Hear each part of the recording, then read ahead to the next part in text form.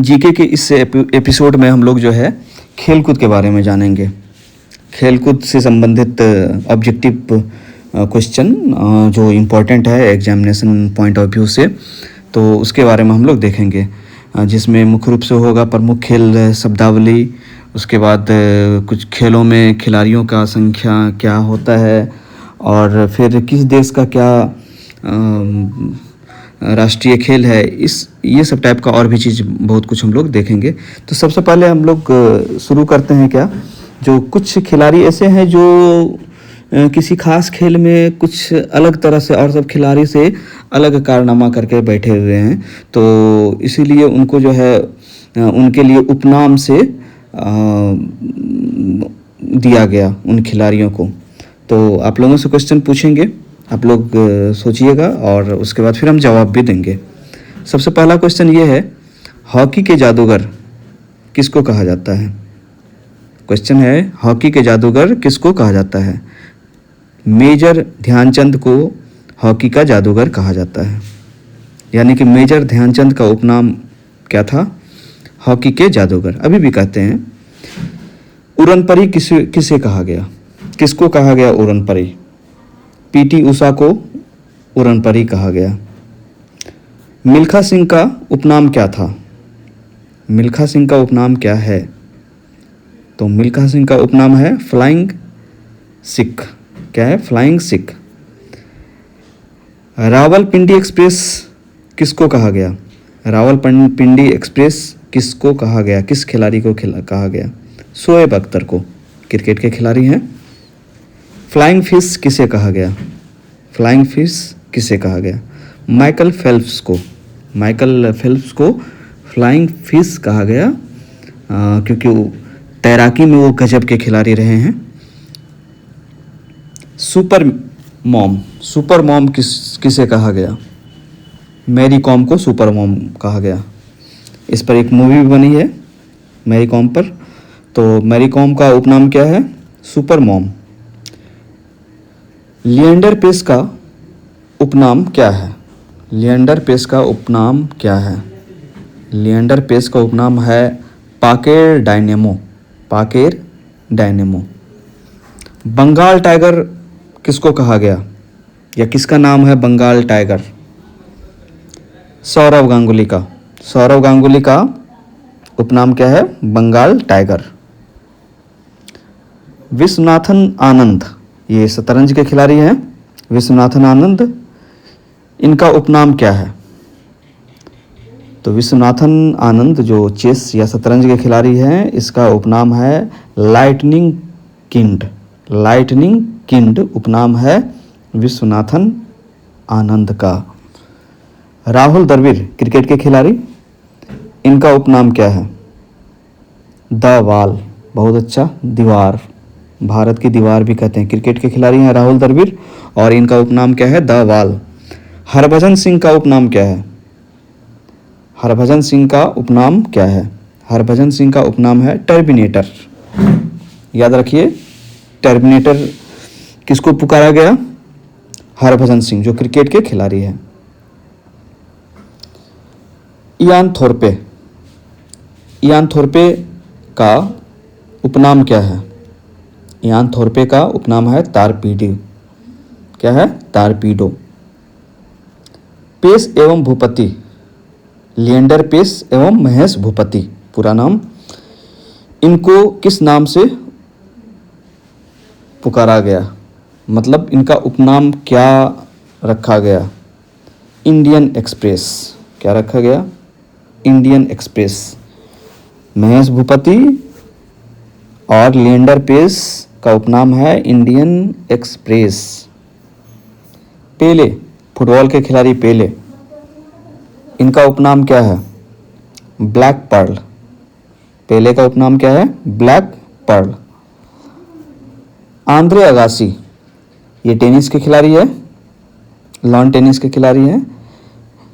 इनका उपनाम Dennis the Menace. Dennis the Menace Andre Agassi का उपनाम है।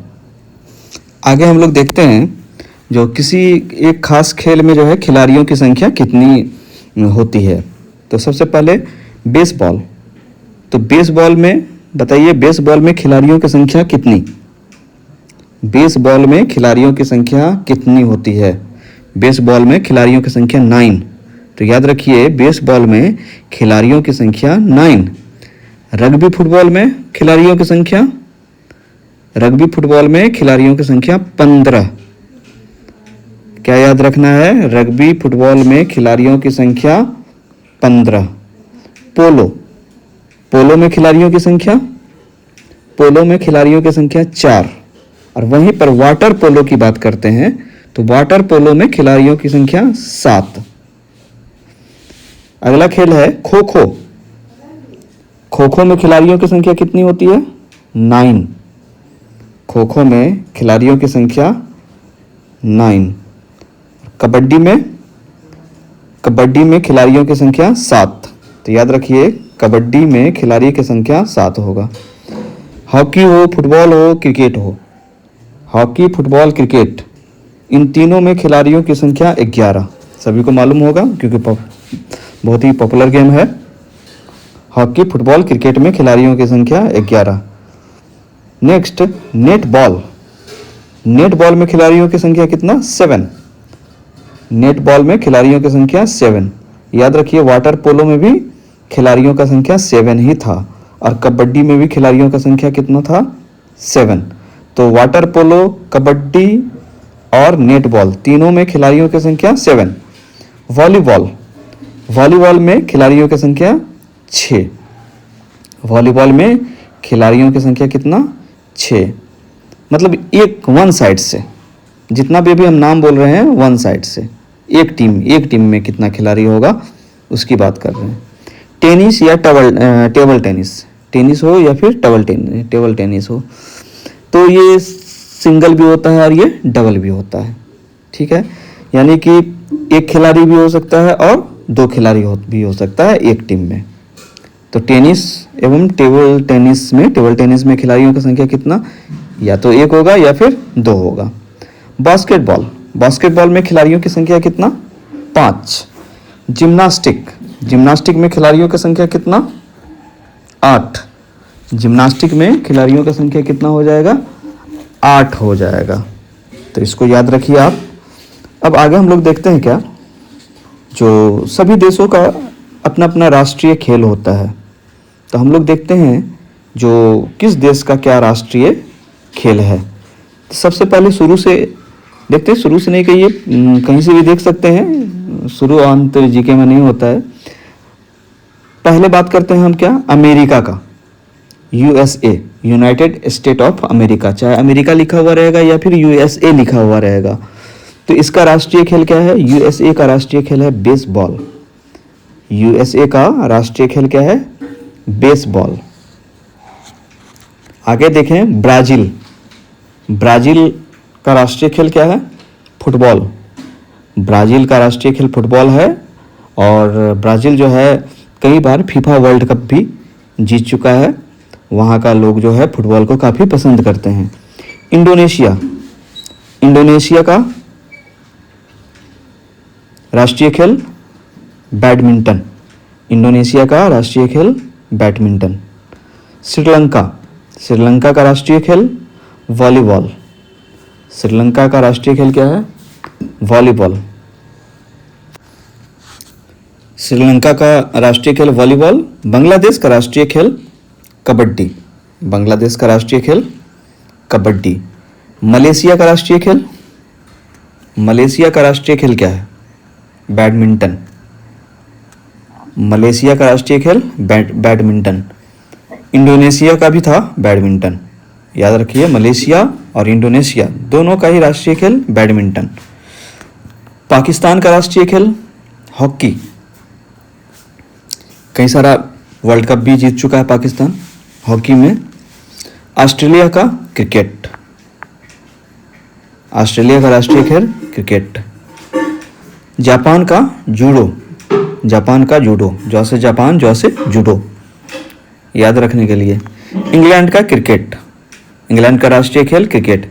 तो इंग्लैंड का भी राष्ट्रीय खेल क्रिकेट था और ऑस्ट्रेलिया का भी राष्ट्रीय खेल क्या था? क्रिकेट ही था। नेपाल, नेपाल का राष्ट्रीय खेल दंडी बियो, अजीब नाम है ये, पता नहीं कैसे खेला जाता होगा, लेकिन नेपाल का राष्ट्रीय खेल क्या है? दंडी बियो। फ्रांस का फुटबॉल, फ्रांस का फुटबॉल, जैसे जापान का जूडो, ऐसे ही फ्रांस का फुटबॉल। चीन का राष्ट्रीय खेल टेबल टेनिस, चीन का राष्ट्रीय खेल टेबल टेनिस। भूटान का राष्ट्रीय खेल तीरंदाजी, याद रखिए भूटान का राष्ट्रीय खेल तीरंदाजी। और स्कॉटलैंड का राष्ट्रीय खेल, स्कॉटलैंड का राष्ट्रीय खेल रग्बी फुटबॉल, स्कॉटलैंड का राष्ट्रीय खेल क्या है? Rugby football. रूस का राष्ट्रीय खेल फुटबॉल भी है और शतरंज भी है, रूस का राष्ट्रीय खेल फुटबॉल भी और शतरंज भी। भारत का हॉकी, भारत का भी हॉकी, पाकिस्तान का भी हॉकी, लेकिन बांग्लादेश का था कबड्डी। कनाडा का आइस हॉकी, बर्फ पे खेले जाने वाला हॉकी है कनाडा का राष्ट्रीय खेल हॉकी, आइस हॉकी। स्पेन का राष्ट्रीय खेल सांड युद्ध।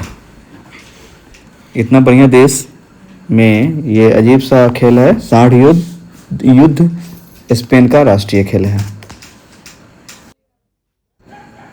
आगे हम लोग देखते हैं खेलों के खेल परिसर।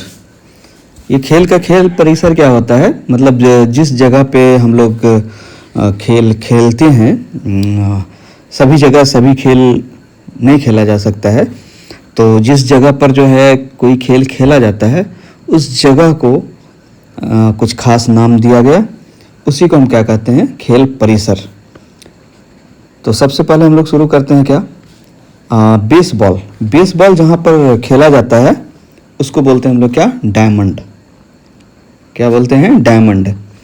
तो उस जगह को हम क्या बोलते हैं? डायमंड। गोल्फ एक खेल है क्या? गोल्फ हॉकी की तरह थोड़ा थोड़ा रहता है, लेकिन उसको एक होल में डाला जाता है बॉल को। गोल्फ, गोल्फ जिस जगह पे खेला जाता है उसको बोलते हैं क्या? कोर्स। क्या बोलते हैं? Course. Table tennis, table tennis table पे खेला जाता है, और लेकिन उस टेबल को बोलते हैं क्या? बोर्ड। तो टेबल टेनिस का खेल परिसर क्या है? जहाँ खेला जाता है उसको हम क्या बोलते हैं? बोर्ड बोलते हैं। जूडो कराटे या फिर ताइक्वांडो, जूडो कराटे या ताइक्वांडो जहाँ खेला जाता है उस जगह को, उस खेल परिसर को बोलते हैं मैट। क्या? मैट। यानी कि जूडो कराटे और ताइक्वांडो मैट पर खेला जाता है। बहुत ही अच्छा है साइकिलिंग, साइकिल का जो रेस होता है चारों तरफ, मतलब बहुत सारा साइकिल के बीच में जो रेस होता है, तो उस साइकिल जिस रास्ता पे चलती है वही हुआ उसका खेल परिसर। उस खेल परिसर का बहुत ही अच्छा नाम है क्या? वेलोड्रम। तो याद रखिए साइकिलिंग जिस जगह पर होता है उस जगह को हम लोग क्या कहते हैं? वेलोड्रम। एथलेटिक्स, एथलेटिक्स का खेल परिसर क्या होता है? ट्रैक। यानी कि एथलेटिक्स ट्रैक पर होता है। निशानेबाजी या फिर तीरंदाजी, ये जिस जगह पर होता है उसको क्या बोलते हैं हम? रेंज। अब ध्यान से सुनिए, tennis, badminton, netball, kho kho, squash, kabaddi, handball, volleyball, इस सभी का खेल परिसर क्या है? कोर्ट। यानी कि टेनिस भी कोर्ट में खेला जाता है, बैडमिंटन भी का भी खेलने का जगह कोर्ट है, नेटबॉल का भी खेलने का जगह कोर्ट होता है, खो खो जिस जगह पर खेला जाता है उसको भी कोर्ट कहते हैं, स्क्वैश जहाँ खेला जाता है उसको भी कोर्ट कहते हैं, कबड्डी जहाँ खेला जाता है उसको भी कोर्ट कहते हैं, हैंडबॉल जहाँ खेला जाता है उसको भी कोर्ट कहते हैं, और वॉलीबॉल जहाँ खेला जाता है उसको भी हम कोर्ट कहते हैं। स्केटिंग और मुक्केबाजी, स्केटिंग होता है जो जूता में पहिया जो लगा हुआ रहता है उसी को बोलते हैं स्केटिंग करना। तो स्केटिंग और मुक्केबाजी का खेल परिसर को बोलते हैं क्या? रिंग। Ring, ring. स्केटिंग और मुक्केबाजी कहाँ होता है? रिंग में होता है। तैराकी, तैराकी कहाँ होता है? तैराकी तो होता है ना स्विमिंग पूल में, नाम ही होता है क्या, स्विमिंग पूल। स्विमिंग मतलब तैराकी। तो तैराकी जिस जगह पे होता है उसका परिसर को, खेल परिसर को बोलते हैं क्या, पूल। स्विमिंग पूल नहीं, सिर्फ पूल। बॉलिंग, बॉलिंग का खेल परिसर क्या है? एली। क्या है? एली। घुड़सवारी, घुड़सवारी का खेल परिसर क्या होता है? एरिना। घुड़सवारी का खेल परिसर एरिना। पोलो, फुटबॉल और हॉकी।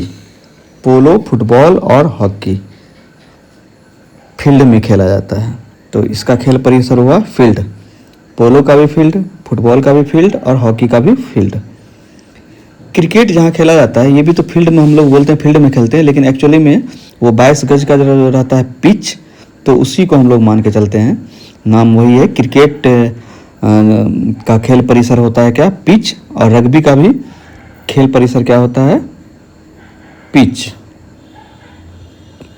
नेक्स्ट है कर्लिंग, ये भी एक तरह का खेल है, इसका परिसर होता है रिंक।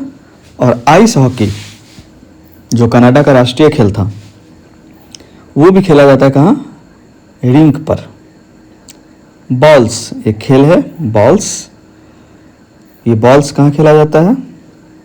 इसका खेल परिसर क्या है? ग्रीन्स। बॉल्स का खेल परिसर है ग्रीन्स।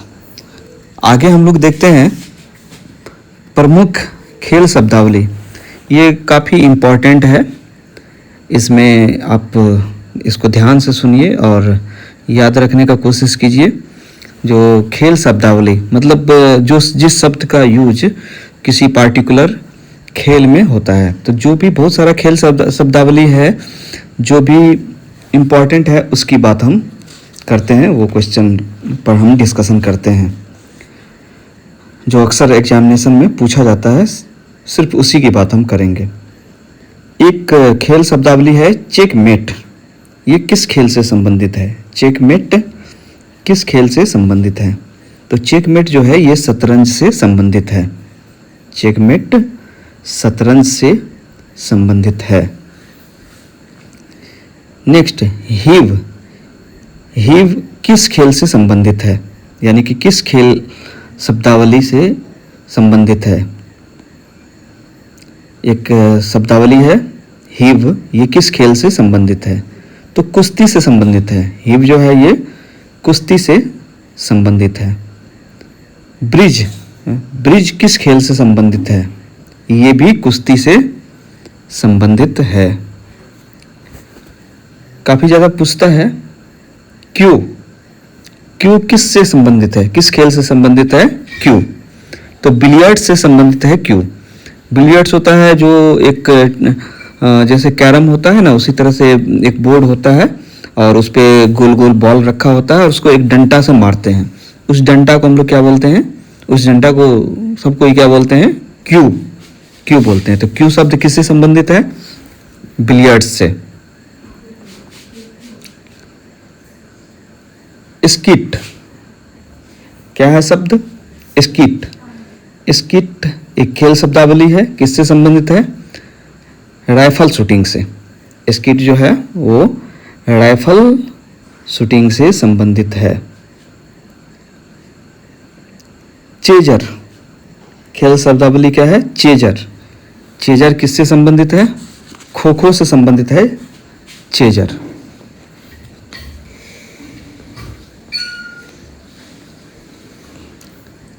लाइन खेल शब्दावली क्या है? लाइन। लाइन किस खेल से संबंधित है? Water polo. हम बता दें वाटर पोलो का शुरुआत जो है इंग्लैंड में हुआ था 1860 ईस्वी में। तो वाटर पोलो का शुरुआत इंग्लैंड में हुआ था शुरू, और 1860 ईस्वी में। तो अभी हम बोले क्या? Line, goal line. Goal line किससे संबंधित है? वाटर पोलो से। चक्कर। चक्कर किससे संबंधित है? पोलो से। अभी हम लोग वाटर पोलो देखे थे, गोल लाइन। तो चक्कर किससे संबंधित है? पोलो से। बंकर, बंकर किस खेल से संबंधित है? ये भी पोलो से संबंधित है। आगे बढ़ते हैं। ग्रैंड स्लैम काफ़ी ज़्यादा पूछा जाता है ये ग्रैंड स्लैम। ये ग्रैंड स्लैम किससे संबंधित है? लॉन टेनिस से। स्मैश ये भी पूछा जाता है, स्मैश और ड्यूस ये भी काफ़ी ज़्यादा एग्जाम में पूछा जाता है। तो स्मैश और ड्यूस किससे संबंधित है? लॉन टेनिस से। याद रखिए, स्मैश और ड्यूस जो है ये लॉन टेनिस से संबंधित है। नेक्स्ट क्वेश्चन है हाफ वॉली और लेट। हाफ वॉली और लेट ये भी पूछा जाता है एग्जामिनेशन में बहुत ज़्यादा। तो हाफ वॉली और लेट जो है ये भी लॉन टेनिस से संबंधित है।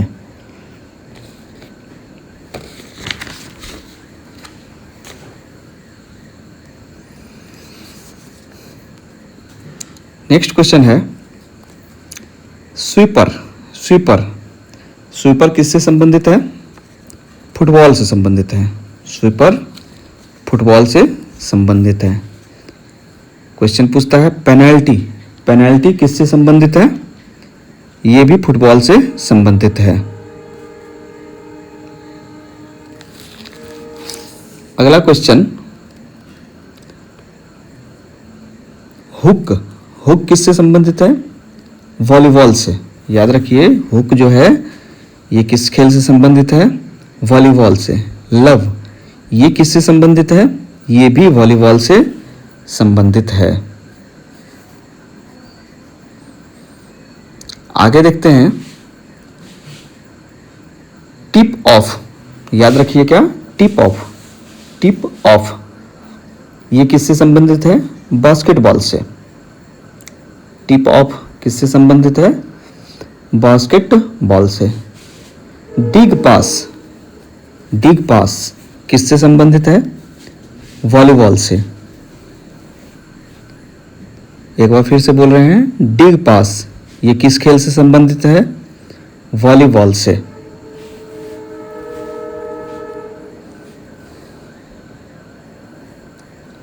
बैकबोर्ड। बैकबोर्ड किससे संबंधित है? बास्केटबॉल से। याद रखिए, बैकबोर्ड बास्केटबॉल से संबंधित है। पिक और पिनोट, पिक अलग है और पिनोट अलग है। ये दो खेल शब्दावली किससे संबंधित है? बास्केटबॉल से। ये भी किससे संबंधित है? बास्केटबॉल से। तो याद रखिए, पिक और पिनोट बास्केटबॉल से संबंधित है।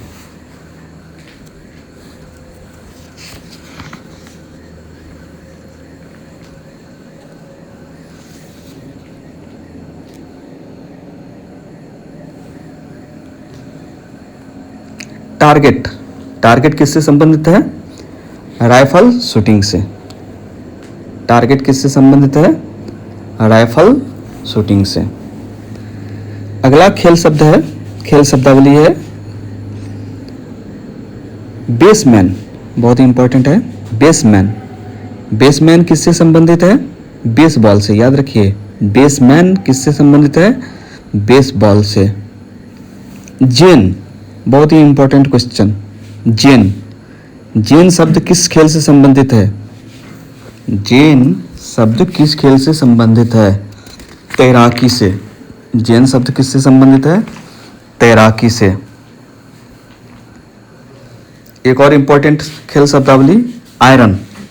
आयरन किससे संबंधित है? गोल्फ से। याद रखिए, आयरन किससे संबंधित है? गोल्फ से।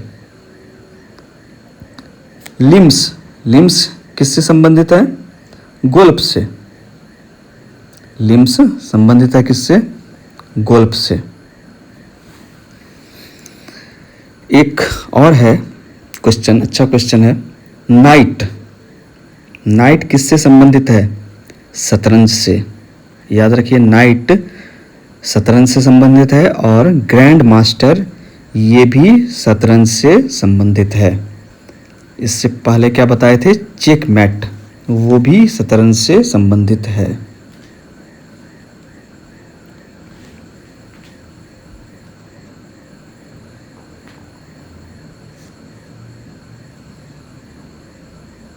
बुल्स आई, क्वेश्चन है क्या? बुल्स आई, ये एक खेल शब्दावली है। बुल्स आई किस खेल से संबंधित है? राइफल शूटिंग से।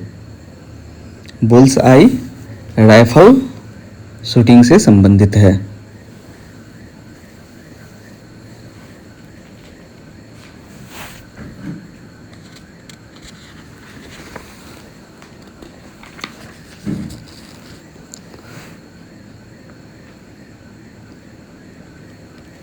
ड्रॉप, ड्रॉप किससे संबंधित है? बैडमिंटन से। ड्रॉप किससे संबंधित है? बैडमिंटन से। लेट, लेट किससे संबंधित है? ये भी बैडमिंटन से संबंधित है।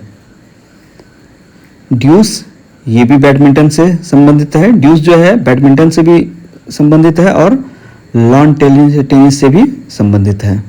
क्रॉस शॉट, अगला खेल शब्दावली क्या है? Cross shot. क्रॉस शॉट शब्द जो है ये किससे संबंधित है? ये है बैडमिंटन से। ये भी है क्या? बैडमिंटन से। फ्लोटर, फ्लोटर किस खेल से संबंधित है? वॉलीबॉल से। फ्लोटर किससे संबंधित है? वॉलीबॉल से। तो याद रखिए फ्लोटर किससे संबंधित है? वॉलीबॉल से।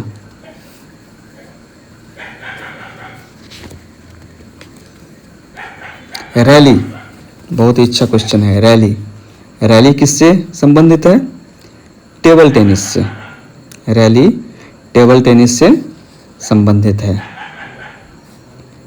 स्विंग, स्विंग किससे संबंधित है? ये भी टेनिस से ही संबंधित है।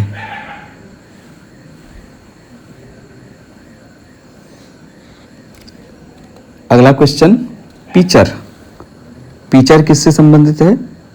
किस खेल से संबंधित है पिचर? बेसबॉल से। बेसबॉल का भी विकसित कहाँ हुआ था? अमेरिका में हुआ था 19वीं शताब्दी में। ये भी आपको याद रखना चाहिए। बेसबॉल अमेरिका में विकसित हुआ 19वीं सदी के मध्य में।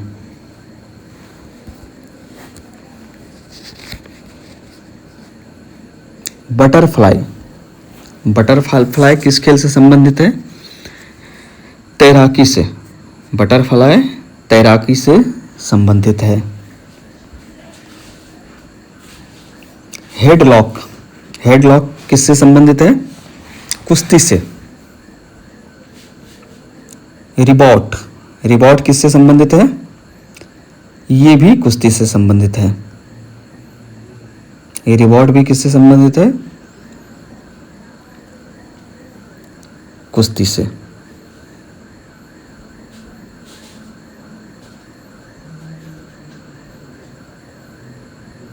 कैसल, कैसल किससे संबंधित है? शतरंज से। कैसल शतरंज से संबंधित है। और शतरंज जो है वो भारत में ये खेल जो है ईसा के बाद जो है 7वीं सदी में शुरू हुआ था। विश्वनाथन आनंद हमारे प्रमुख खिलाड़ी रहे हैं शतरंज के।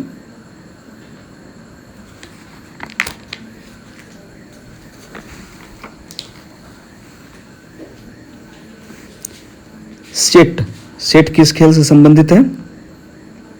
लॉन टेनिस से। लॉन टेनिस से संबंधित है क्या? सेट।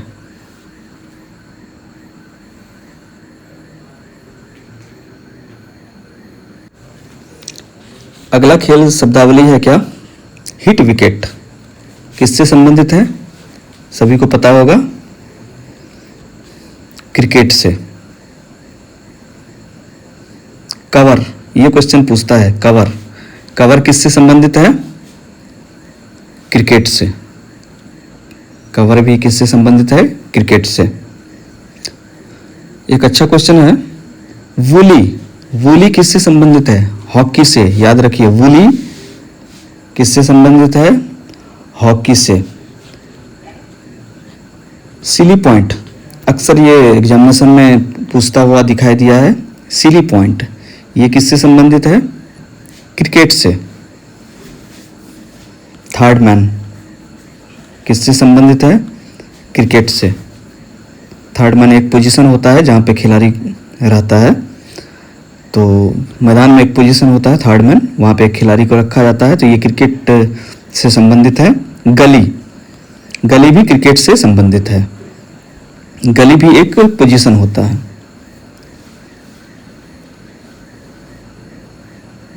शूटिंग, शूटिंग किससे संबंधित है? हॉकी से। हॉकी से संबंधित है क्या शूटिंग? हुक किससे संबंधित है? क्रिकेट से। हुक जो होता है वो बैट्समैन का एक कला होता है जो हुक करके बॉल को मारता है। शॉर्ट पिच, शॉर्ट पिच किससे संबंधित है? क्रिकेट से। शॉर्ट पिच गेंद का एक टाइप होता है, उसी को वो शॉर्ट पिच गेंद होता है जो बोलता है जो बॉलर शॉर्ट पिच गेंद फेंक रहा है, तो ये क्रिकेट से संबंधित है। पॉपिंग क्रीज, ये भी क्रिकेट से संबंधित है। जहाँ भी बैट्समैन खड़ा रहता है तो वाइट कलर का एक मार्किंग किया हुआ रहता है, उसी को क्या बोलते हैं हम? पॉपिंग क्रीज बोलते हैं। रोल ऑन, रोल ऑन किससे संबंधित है? रोल ऑन हॉकी से संबंधित है। आगे हम खेलकूद के एपिसोड में कुछ खेल का इतिहास जानने का कोशिश करेंगे, जिसमें सबसे पहले हम लोग देखते हैं क्या? ओलंपिक खेल, क्योंकि ये काफ़ी पुराना खेल है। ये ओलंपिक खेल जो है ये बहुत ही पुराना खेल है। ओलंपिक खेल को मुख्य रूप से दो भाग में बांटा गया, एक प्राचीन ओलंपिक खेल और दूसरा आधुनिक ओलंपिक खेल। तो प्राचीन मतलब बहुत पहले, प्राचीन ओलंपिक खेल जो है वो यूनान का एक शहर है ओलंपिया। यूनान का ही एक शहर क्या है? ओलंपिया, उसी के नाम पे है ओलंपिक खेल। तो प्राचीन ओलंपिक खेल यूनान के शहर ओलंपिया शहर में जो है वो 1776 ईस्वी पूर्व में प्रारंभ हुआ था। तो याद रखिए, प्राचीन ओलंपिक खेल जो है वो यूनान के ओलंपिया शहर में 1776 ईस्वी पूर्व में शुरू हुआ था। और पहली बार जो है ये खेल ग्रीक का एक देवता जूस, ग्रीक का एक देवता जूस किसका देवता है? एक और ऑब्जेक्टिव क्वेश्चन बनता है। जूस जो है वो ग्रीक का देवता है, उसी के सम्मान में खेला गया था। कहाँ पे? यूनान में। और यूनान का किस शहर में? ओलंपिया शहर में। और उस समय जो है 4 वर्ष में एक बार खेला जाता था ये ओलंपिक खेल। प्राचीन ओलंपिक खेल भी जो है उस समय अभी भी खेला जाता है 4 वर्ष में एक बार, लेकिन उस समय भी जो है 4 बार में एक बार खेला जाता था। कब तक? 384 ईस्वी तक। तो याद रखिए 1776 ईस्वी पूर्व में प्रारंभ हुआ और 394 ईस्वी तक 4-4 साल में एक बार ओलंपिक खेल खेला जाता था। फिर आए एक राजा, रोम के राजा। उस राजा का नाम था थियोडोसियस। क्या था रोम के राजा का नाम? थियोडोसियस। वो आदेश दिए कि भाई ओलंपिक खेल नहीं होना चाहिए। तो 394 ईस्वी के बाद जो है कुछ समय तक के लिए, कुछ क्या बहुत समय तक के लिए ओलंपिक खेल को बंद कर दिया गया, मतलब फिर उसका आयोजन नहीं हुआ।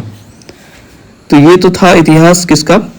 प्राचीन ओलंपिक खेल का, जो यूनान के ओलंपिया शहर में हुआ था। अब आते हैं आधुनिक ओलंपिक खेल।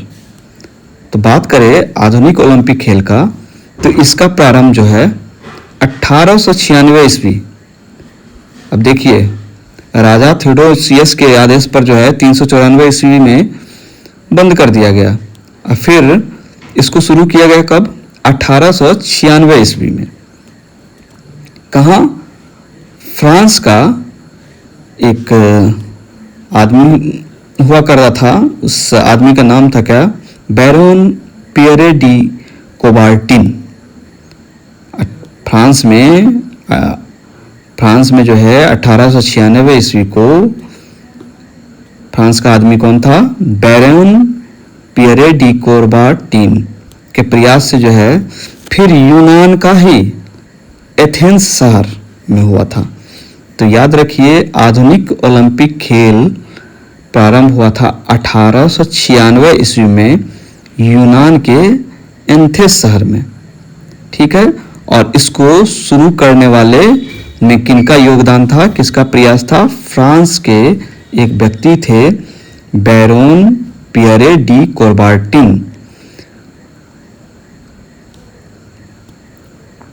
और इस बार भी मतलब ये आधुनिक ओलंपिक खेल भी जो है प्रत्येक 4 वर्ष के अंतराल पर शुरू किया गया। आगे ऑब्जेक्टिव पॉइंट ये भी बनता है, जो अंतर्राष्ट्रीय ओलंपिक समिति की स्थापना जो है वो 1894 ईस्वी में सखोन नामक स्थान पर हुई थी, जिसका मुख्यालय कहाँ है? लोसाने, स्विट्जरलैंड में है। तो याद रखिए अंतर्राष्ट्रीय ओलंपिक समिति की स्थापना 1894 ईस्वी में स्थापना हुआ था सखोन नामक स्थान पर, लेकिन इसका मुख्यालय जो है लोसाने, स्विट्जरलैंड में है। हमारे भारत में भी ओलंपिक परिषद की स्थापना हुई 1924 ईस्वी में। जब सभी देश जो है ओलंपिक खेलने लगे तो आधुनिक ओलंपिक समिति का स्थापना 1894 ईस्वी में हुआ था। तो भारत में जो है कुछ वर्षों बाद जो है 1924 ईस्वी में भारतीय ओलंपिक परिषद की स्थापना किया गया, और इस ओलंपिक परिषद के प्रथम अध्यक्ष थे हमारे जाने माने सर जे टाटा। याद रखिए जो भारतीय ओलंपिक परिषद की स्थापना 1924 ईस्वी में की गई थी, मतलब उस समय भारत गुलाम हुआ करता था अंग्रेजों का, भारत स्वतंत्र नहीं हुआ था। तो उसी समय जो है भारतीय ओलंपिक परिषद का स्थापना किया गया 1924 ईस्वी में, और इसके प्रथम अध्यक्ष थे सर जे टाटा, बहुत ही महान आदमी। तो आगे और अगर हम देखते हैं तो आपको आप देखें जो बैरोन पियरे डी कोबार्टिन के प्रयास के पर जो है ओलंपिक जो है वो शुरू हो गया 1896 ईस्वी में, और Baron Pierre de Coubertin Baron Pierre de Coubertin इन्हीं के सुझाव पर 1913 ईस्वी में ओलंपिक ध्वज का सृजन हुआ। उससे पहले ओलंपिक ध्वज नहीं हुआ करता था। तो क्या हम बताएं? बैरन बार बार बोलते हैं, बैरोन पियरे डी कोबार्टिन के सुझाव पर जो है 1913 ईस्वी में ओलंपिक ध्वज का सृजन हुआ, शुरुआत हुआ। और जून 1914 में, लगभग 1 साल बाद, जून 1914 में इसका उद्घाटन पेरिस में हुआ। इसके आगे इस ध्वज को सर्वप्रथम 1920 ईस्वी के एंटवर्प ओलंपिक में फहराया गया था।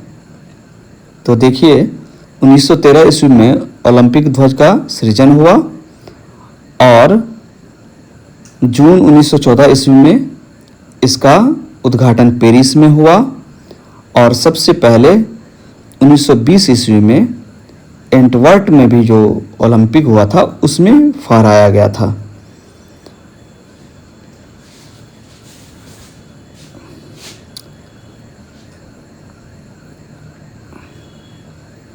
देखिए यहाँ पर सिल्क के बने ध्वज के मध्य में ओलंपिक प्रतीक के रूप में 5 रंगीन चक्र एक दूसरे से मिले हुए रहते हैं, यानी कि 5 छल्ला, 5 रिंग रहता है। ठीक है, अभी ये रिंग किस चीज को बताता है? जो विश्व के 5 महाद्वीपों के बारे में बताता है। ठीक है, नीला चक्र, 5 चक्र है, सबका रंग अलग अलग है, ध्यान दीजिए। नीला चक्र यूरोप को प्रदर्शित करता है, नीला चक्र का मतलब यूरोप, पीला चक्र का मतलब एशिया, काला चक्र का मतलब अफ्रीका, हरा चक्र का मतलब ऑस्ट्रेलिया, लाल चक्र का मतलब उत्तरी एवं दक्षिणी अमेरिका। एक बार फिर से बताएं, जो इसके ध्वज पर जो है ना 5 कलर का रिंग्स रहता है एक दूसरे से लिपटा हुआ, और सभी रिंग्स का कलर अलग अलग होता है। तो सभी का कलर का अर्थ है, तो नीला चक्र जो रहता है, नीले रंग का जो चक्र होता है वो यूरोप को बताता है, पीला चक्र एशिया को, काला चक्र अफ्रीका को, हरा चक्र ऑस्ट्रेलिया को और लाल चक्र जो है ये उत्तरी और दक्षिणी अमेरिका को बताता है। तो चलिए ओलंपिक के बाद आगे हम लोग देखते हैं एक और फेमस खेल। उस खेल का नाम क्या है? राष्ट्रमंडल खेल। तो आपको जानना चाहिए ये राष्ट्रमंडल खेल जो है इसका ये पुराना नाम जो है ब्रिटिश एम्पायर खेल था। राष्ट्रमंडल खेल अभी हम लोग कहते हैं, लेकिन इसका पुराना नाम क्या है? ब्रिटिश एम्पायर खेल। तो इसके इतिहास में अगर जाएं तो एक व्यक्ति हुआ करते थे एशली कूपर।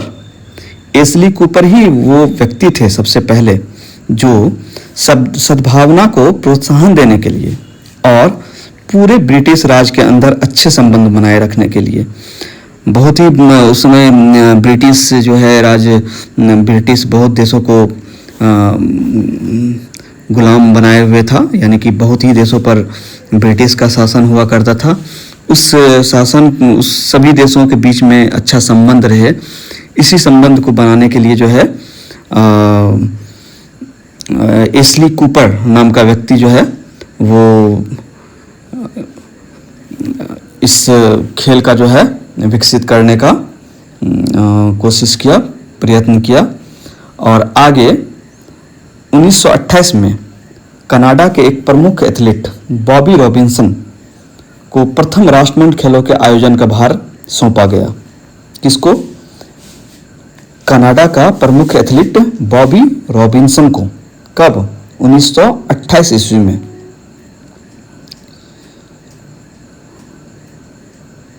और ये खेल जो है उसके बाद 1930 ईस्वी में राष्ट्रमंडल खेल जो अभी बोलते हैं, अब पहले इसका नाम था क्या? ब्रिटिश एम्पायर खेल। तो ये खेल जो है 1930 ईस्वी में हैमिल्टन शहर, याद रखिए शहर का नाम क्या है? हैमिल्टन, ओंटारियो, कनाडा, इन जगहों पर आयोजित किया गया। और ये भी याद रखने वाली बात यह है कि इसमें उस समय पहली बार जो है 11 देशों के 400 खिलाड़ी भाग लिया था। तो प्रथम राष्ट्रमंडल खेल जो है वो 1930 ईस्वी में हैमिल्टन शहर में, और भी था ओंटारियो कनाडा में आयोजित किया गया था। इसमें सबसे पहले 11 देश के 400 खिलाड़ी जो है वो हिस्सा लिया था। आगे की बात करें, पहला जो था ये राष्ट्रमंडल खेल 1930 ईस्वी में जो हुआ था उसमें भारत हिस्सा नहीं लिया था। 1934 ईस्वी में, ये भी 4 साल पर ही होता है, 1934 ईस्वी में लंदन में हुआ था दूसरा राष्ट्रमंडल खेल। तो याद रखिए 1934 ईस्वी में लंदन में जो दूसरा राष्ट्रमंडल खेल हुआ था, ये इसलिए इम्पोर्टेंट है दूसरा राष्ट्रमंडल खेल क्योंकि इस खेल में पहली बार हमारा प्यारा देश भारत भी भाग लिया था। तो भारत जो है वो राष्ट्रमंडल खेल में सबसे पहली बार, पहला ओलंपिक में नहीं दूसरा ओलंपिक में 1934 ईस्वी में भाग लिया था। और ये कहाँ हुआ था? लंदन में। कहाँ हुआ था? लंदन में। राष्ट्रमंडल खेल परिसंघ की मोहर, इसकी एक मोहर हुआ करती है। राष्ट्रमंडल खेल परिसंघ की मोहर जो है 2001 में अपनाई गई और उस पे लिखा हुआ रहता है क्या? RYB। R का मतलब रेड, Y का मतलब येलो, अब B का मतलब क्या? ब्लू।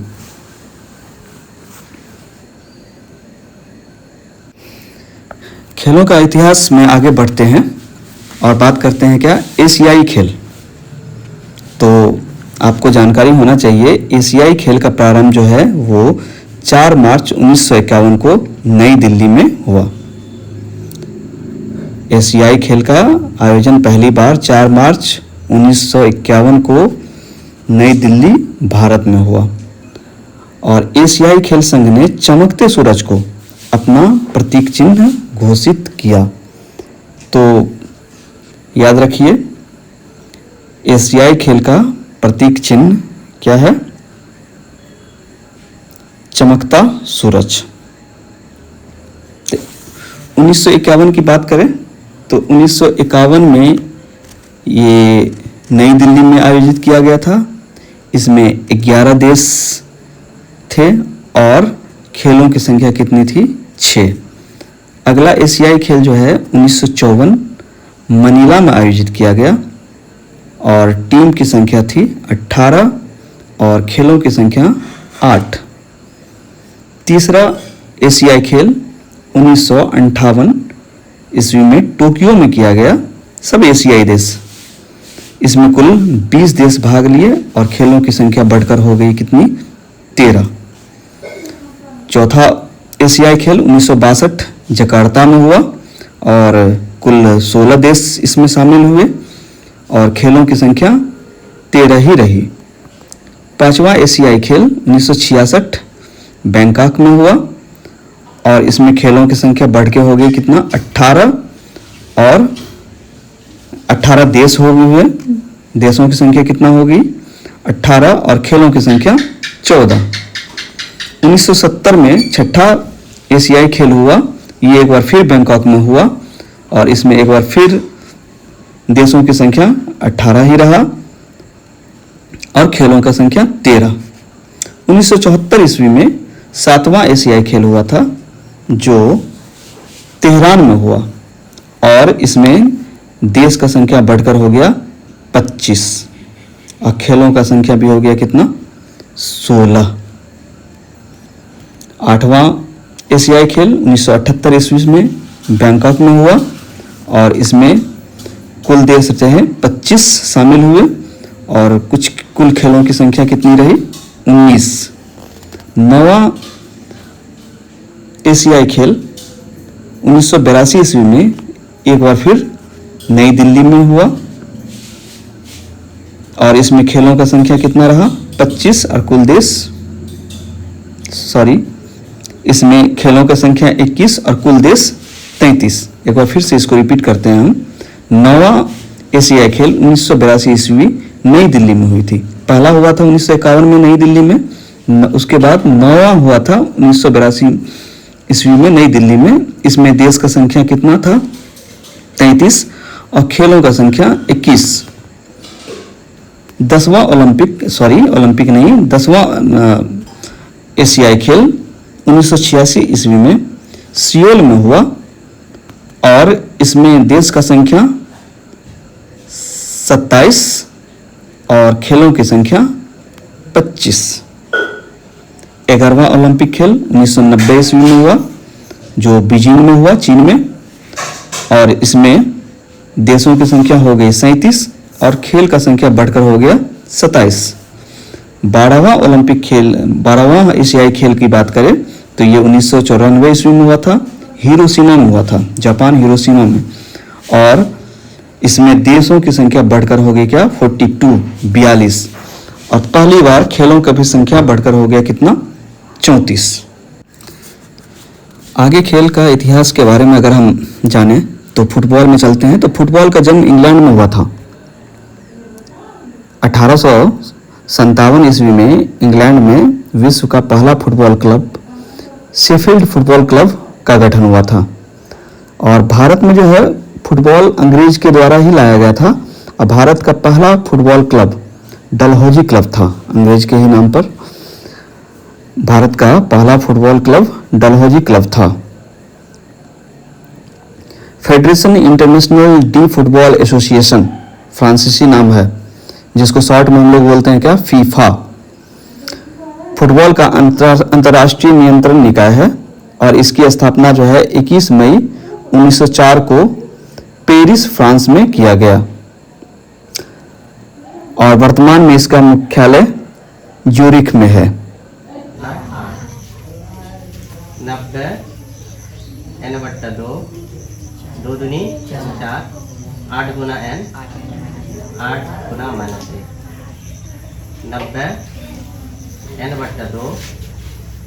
देखो यहाँ क्या प्लस 8, पहले 8 n लिख लेंगे, 8 -8 है प्लस 8, कितना आ जाएगा?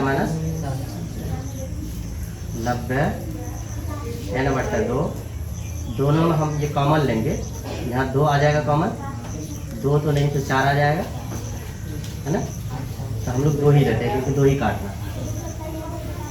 यहाँ कितना आ जाएगा 4n माइनस कितना 2, ये 2 कैंसिल, 90 4n गुना n, 4n square n minus 2 तो माइनस 2n, ये आ जाएगा मेरा 4n square minus 2n plus 90 गया तो इधर 90 आ जाएगा बराबर 0। अब इसको क्या करेंगे 2 से भाग देंगे, निकट जाएगा ना, 2 से कब कटेगा, यानी 4n square minus 2n minus 90 बराबर 0। दोनों तरफ कितना से 2 से भाग देने पर, 2 से भाग देंगे, 4n स्क्वायर बट्टा 2, 2n बट्टा 2, 90 बट्टा 2, 0 बट्टा 2, 2 से यहीं दे देते हैं, शॉर्ट हो जाएगा, है ना। तो 2 दूनी 4, 2 2 कैंसिल 45।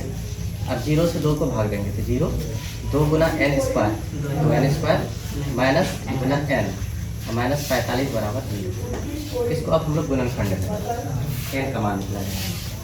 गुणनखंड में देखेंगे क्या,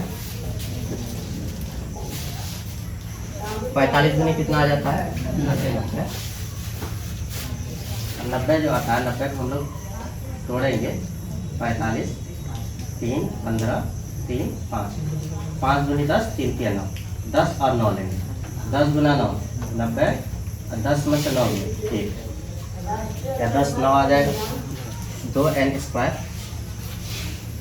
कितना लेंगे माइनस 10n और यहाँ कितना लेंगे प्लस 9n, है ना।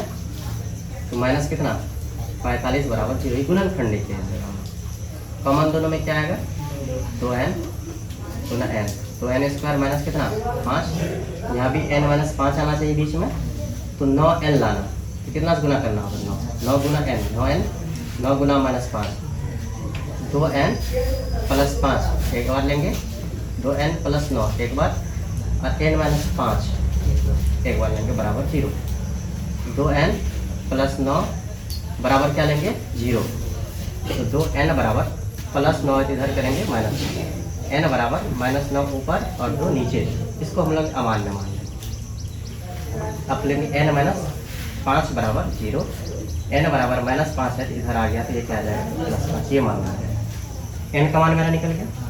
अब किसका निकालेंगे an बराबर a plus n minus 1 into D. तो a का मान कितना है 2, n का मान कितना है 5 और d का मान कितना दिया हुआ 4, तो 5 में से 1 गया 4, 8 का 32, an बराबर कितना 34। समझ में आ गया ना। अब उसके बाद देखें क्या 7 नंबर देखते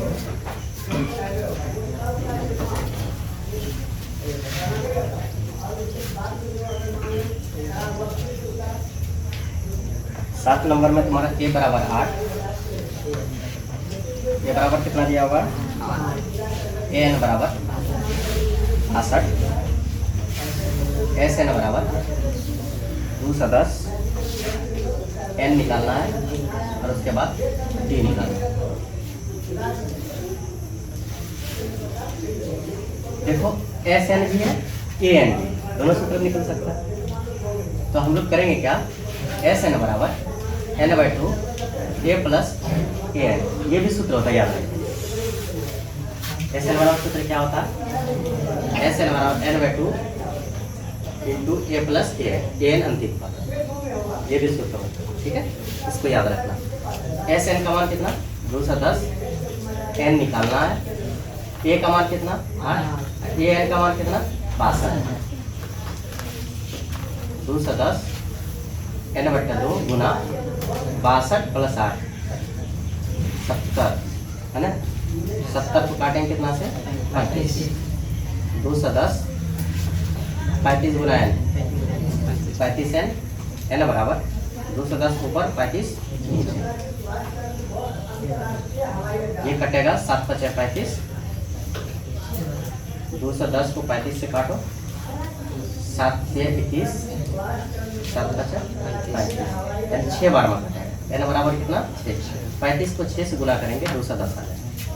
तो एन का मान निकल गया 6 में, तो एक तो निकल गया। अब डी का मान, डी का मान ए एन पर लगा देंगे हम लोग। ए एन बराबर A plus N minus 1 into D.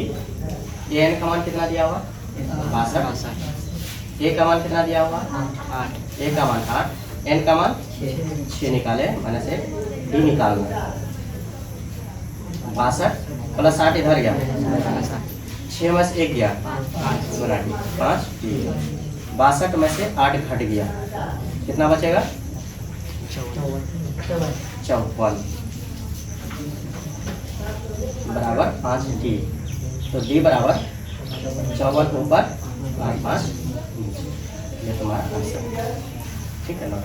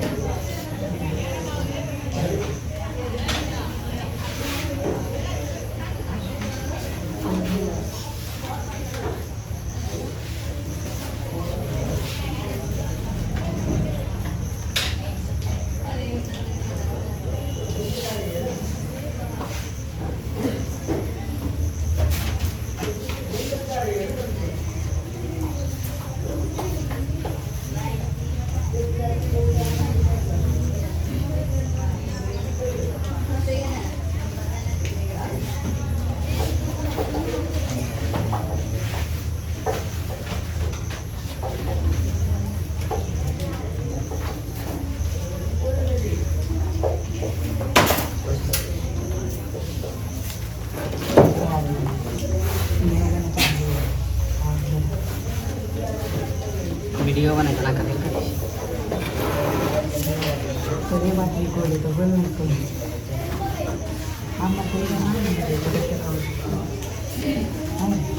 मैं 2 दिन का चाहिए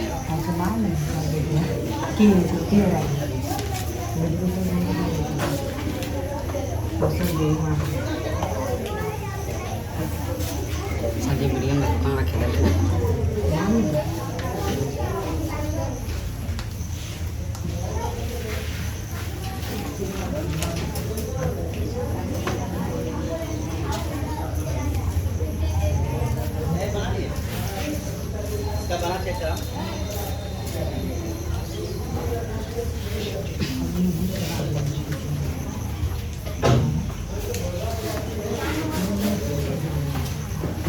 ओके क्या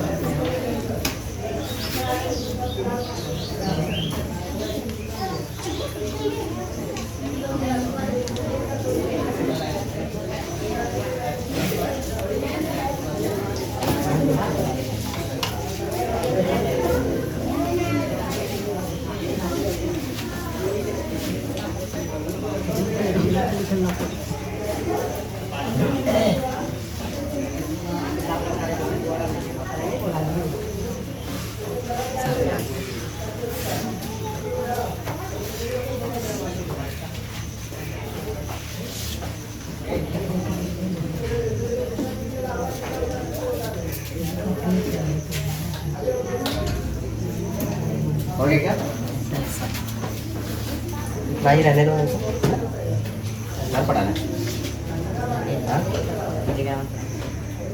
अच्छा हिंदी ग्रामर संडे को पढ़ा देते तुम लोग पढ़ाए थे उच्चारण स्थान हैं। एक दो क्लास बाद इसके संस्कृत वाला किसी पास प्रीवियस है संस्कृत स्टैंड वाला हिंदी का तुम लोग पास हिंदी प्रीवियस है इसमें देखेंगे व्याकरण में क्या बोलता है इसका तो पता है उर्दू वाला जो उच्चारण स्थान है उनका हमको लग रहा है ठीक है इससे हो जाएगा संस्कृत वाला का प्रीवियस है देखेंगे ना और जरूरी है हम लोग पढ़ाने का ये देखना तुम लोग अपनी क्या बदली हिंदी का बुक है ठीक है रहने दो स्टार्ट ठीक है क्योंकि सब बारिश हो रही है ना बाहर में बच्चा सब थोड़ा हमें निकल जाएगा सही है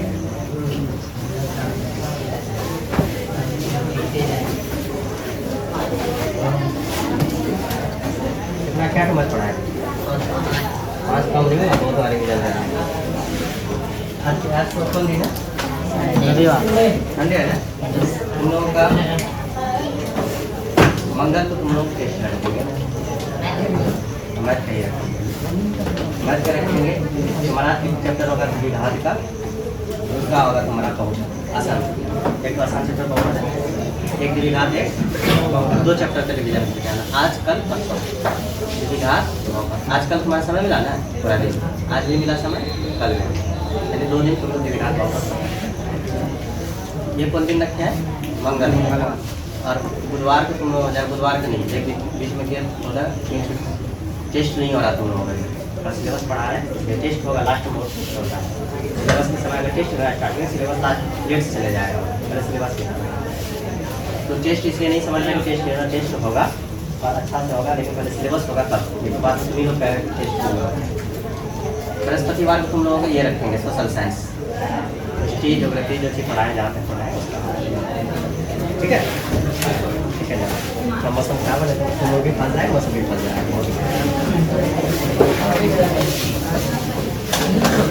निकलते रहना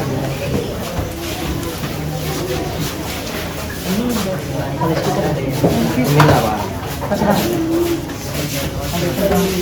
बाहर तुम था चलो मिलना तो